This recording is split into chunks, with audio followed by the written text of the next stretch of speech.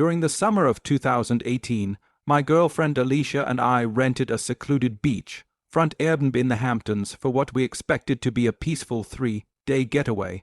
The house sat so close to the dunes that stepping out the back door practically put you on the sand. During the day, the beach felt private, with only the occasional jogger passing by. Our routine was simple: relaxing on the sand with drinks, cooling off in the backyard pool, and enjoying the beautiful atmosphere of what felt like a dream vacation home. On the second afternoon, just as the sun began to set and we were packing up our things, I stood and looked back toward the house. At one of the upstairs windows, I could have sworn someone was standing there, staring down at us. The glare from the sun made it hard to be sure, but the sight chilled me. When I asked Alicia if she saw anything, she looked up and said she didn't see anyone, and by then the figure, if there really was one, was gone. I hurried back to the house, ran upstairs, and checked the room along with the closet and every corner of the upper floor. Nothing. The only sound was the humming of the window AC units before Alicia came in through the downstairs door, assuming everything was fine. I convinced myself I had imagined it after being in the sun too long. That night, after staying out later than usual at a couple of local bars, we returned to the house only to find the lights refusing to turn on. All the digital clocks were off as well. With no circuit box in sight and it being far too late to call the owner, we gave up on watching a movie and went upstairs using our phone flashlights. Alicia soon fell asleep, but I bolted upright when I heard a noise outside the bedroom. In the doorway, a shadow walked quietly past. Terrified, I jumped over Alicia and locked the door just before someone knocked and claimed to beat the landlord, fixing the power. I didn't believe it for a second. The knocking turned violent, the doorknob shook, and Alicia woke up screaming. When I yelled for her to call the police, everything suddenly went silent.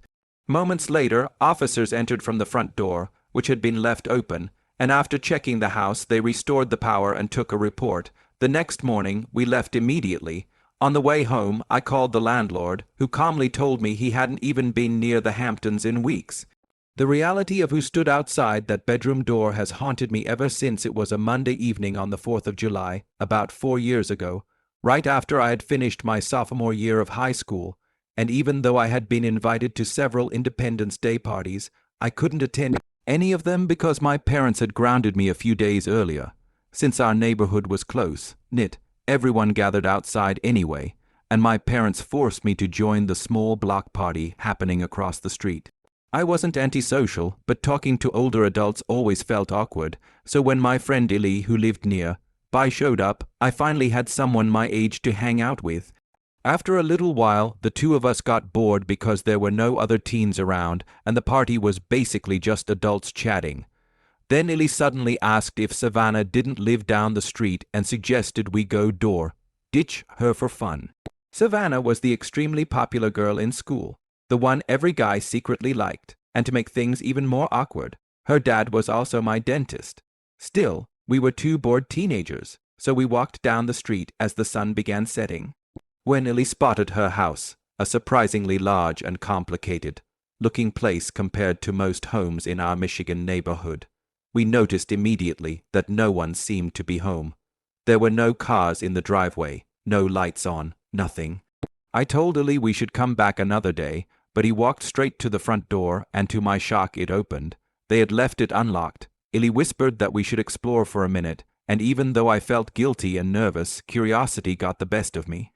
The house was cold, dark, and silent as we split up, but the longer I wandered through the different rooms, the more wrong it felt, like we were invading someone's private world. Then Illy suddenly screamed. I rushed toward the sound and found him walking out of what was clearly Savannah's room, pale and shaking. He dragged me into a nearby bathroom, locked the door, and whispered that someone had been watching him from inside the closet. I tried to convince him it was just a family member, but he pointed out that no adult would be hiding in a teenage girl's room. Before we could even think, footsteps approached outside the bathroom. The steps stopped, and a man's voice began mumbling behind the door. The soft knocking grew violent, turning into pounding, and then the man began screaming. In panic, we tried the window, but it was bolted shut, and I felt certain we were trapped until I spotted a heavy wrench beside the toilet. I smashed the window, and we jumped through it, landing in the bushes below. I broke my ankle, but adrenaline pushed us both to run as fast as we could. For days afterward, I couldn't stop thinking about who that man was or what he had planned.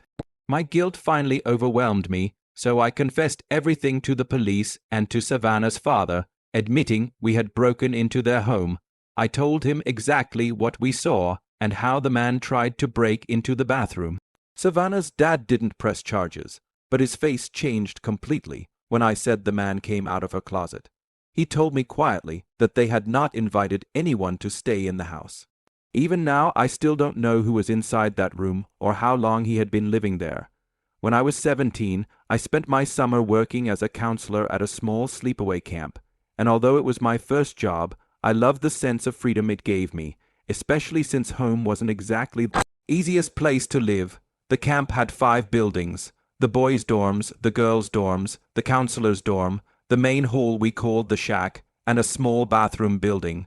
The shack held the cafeteria, the main office, and the nurses' quarters where injured kids were taken. Every night the kids had curfew at 9, which meant they weren't allowed to wander outside their dorms after that time, leaving the campground mostly quiet. I became good friends with Johnny, one of the older counselors, and one Friday night the two of us went into the woods with 2 girl counselors to smoke, just wanting to relax at the start of the weekend.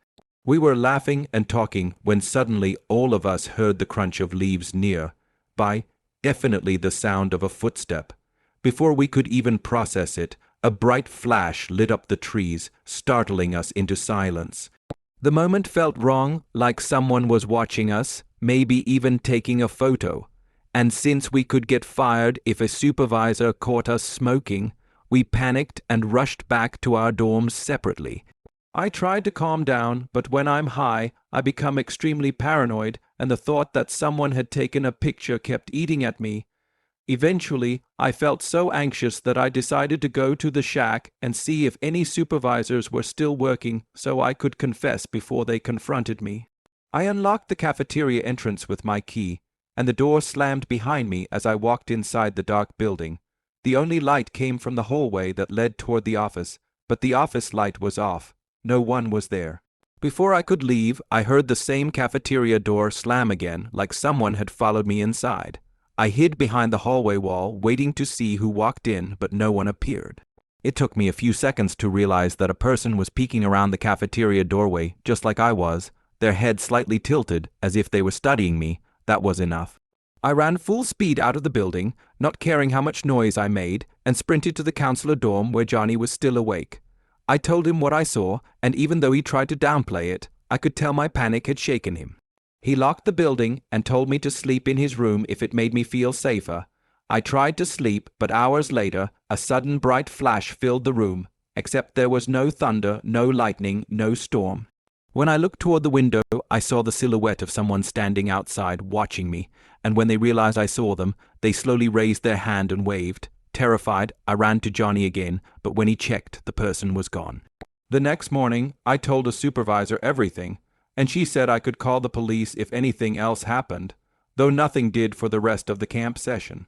It wasn't until the very last day, after all the kids had gone home, that I woke up to find 4 photos taped to my window, one of me in the woods with the others, one of me sleeping in my bed, one of me entering the shack, and the last a close-up of my license plate. I handed them over to the supervisor, who kept them as evidence, but nothing ever came of it. Years later, I still think about those photos and the person who took them, and I still wonder what they wanted, and why they followed me for so long without ever being caught.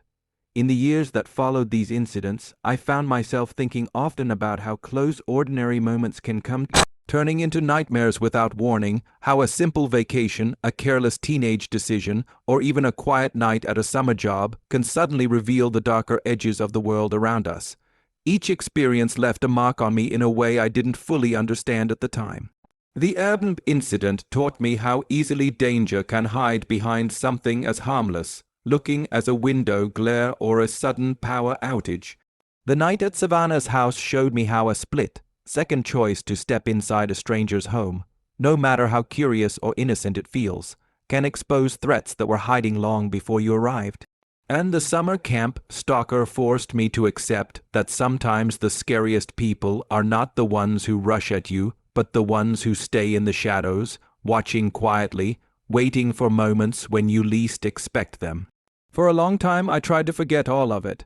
I didn't want to admit how vulnerable these experiences made me feel, or how they changed my instinctive way of looking at people and places. But as time passed, something unexpected happened. Instead of fear controlling me, awareness did. I learned to be careful without being paranoid, alert without being terrified, realistic without giving up the beauty of enjoying life.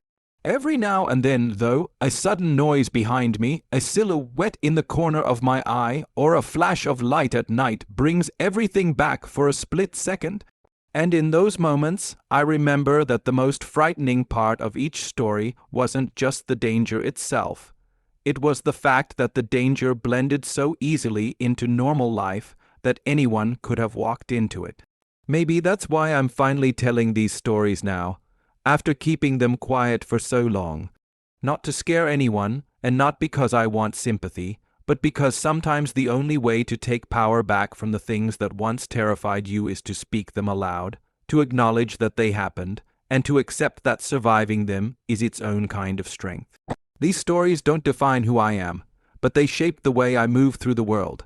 And if sharing them helps someone else trust their instincts before it's too late, then maybe the fear I felt wasn't meaningless after all.